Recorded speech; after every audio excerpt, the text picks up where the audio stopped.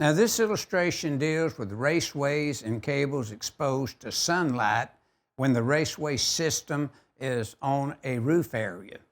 Now, I would like to point out that some of these sections are the 2017 references, and we will give you the 2020 as well as we go through this information.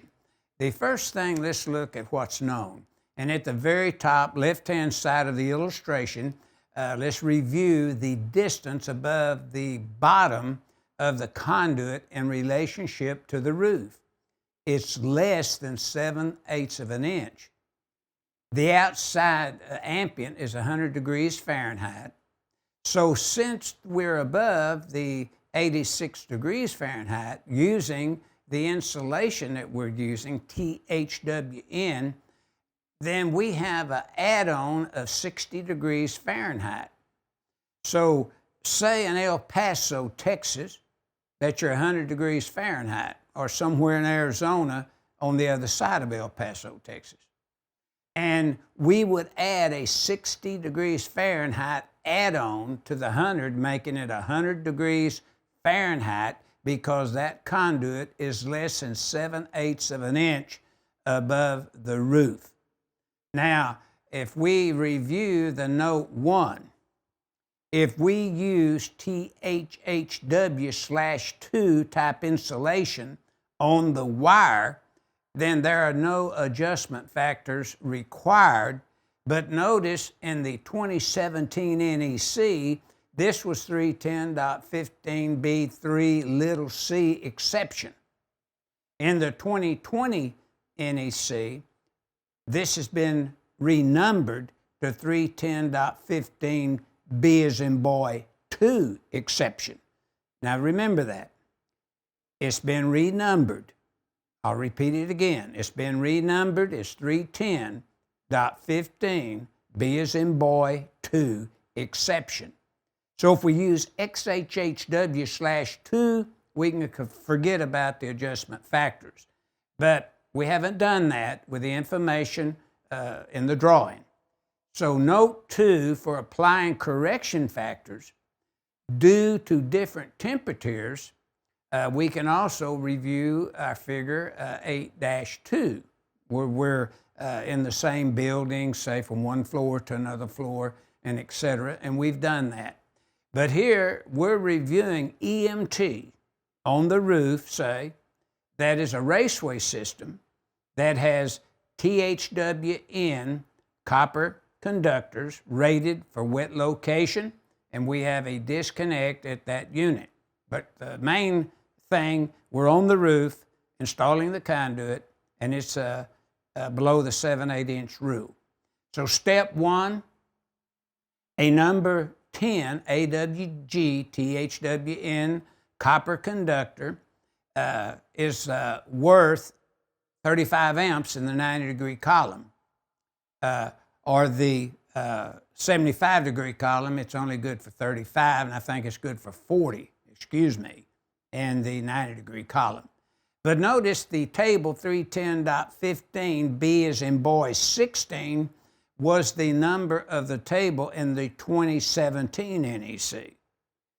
This table has been renumbered and relocated as table 310.16. So I'll repeat that to make sure that we use our table 310.16 if we are using the 2020 NEC. Now, when we add the 100 degrees Fahrenheit to the 60-degree add-on Fahrenheit, we come up with 160 degrees Fahrenheit. So we are required now, when we review our new table, 310.15B as in boy 1 and the 2020 NEC, instead of the 2017 NEC, 310.15B3C, that table, and also if we reviewed table 310.15B16, that table would be in the 2017 NEC. It too has been relocated and renumbered as our table 310.16 is mentioned in step 1. So when these two tables have been added in, and we would have to review our table 310.15 B1 along with our 310.15 B2, then we'd come up with 160 degrees Fahrenheit, which would require a 50% D-rate. So in step 3, we are not going to apply table 310.15 B2A. We're going to apply our table, and remember, again, that is the 2017 edition of the NEC table number. Relocated, renumbered, is table 310.15 B as in boy 1. And we would pick up the 50% D rate based upon the 75-degree column for THWN copper.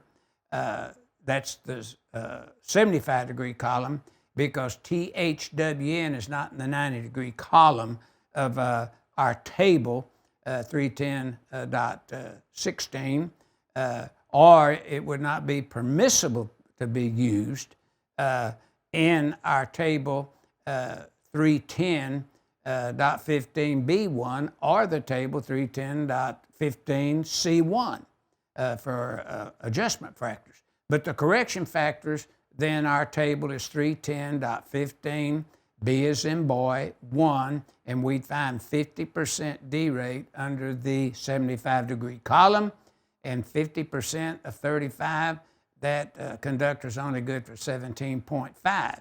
So 240.4B would let you round up to 20 amp overcurrent device, but you could only load the conductor to 17.5. So if there were fear that that conductor, number 10, may be loaded up to 20 amps, you'd have to take step 1 and increase it to a number 8 conductor and use that ampacity to do your correction factor math, and then you would have a full 20 amp conductor there. And in the solution, instead of it being number 10, it would have to be number 8 if you wanted a full 20 amps instead of the 17.5 amp. But I think when you do your math, a number 8 would work. So figure 8-26 is basically stating if you don't have that conductor above 7/8 of an inch, you have to add on the 60-degree Fahrenheit adder. If you use XHHW/2 insulation, then you don't have to worry about these correction factors.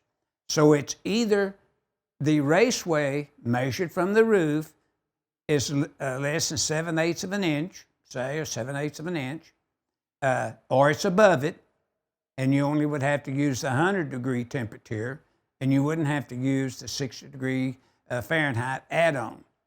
You wouldn't have to do that. Or just use the XHHW/2 insulation and don't worry about it at all. Wherever you want to install it would be permissible. So that's what this figure 8-26 is illustrating. But notice one thing before I let you go here. The raceways and cables exposed to sunlight on rooftops by the 2017 NEC is 310.15B3C. But that would change in the 2020 NEC to 310.15, and you'd look at, I believe it B2 exception.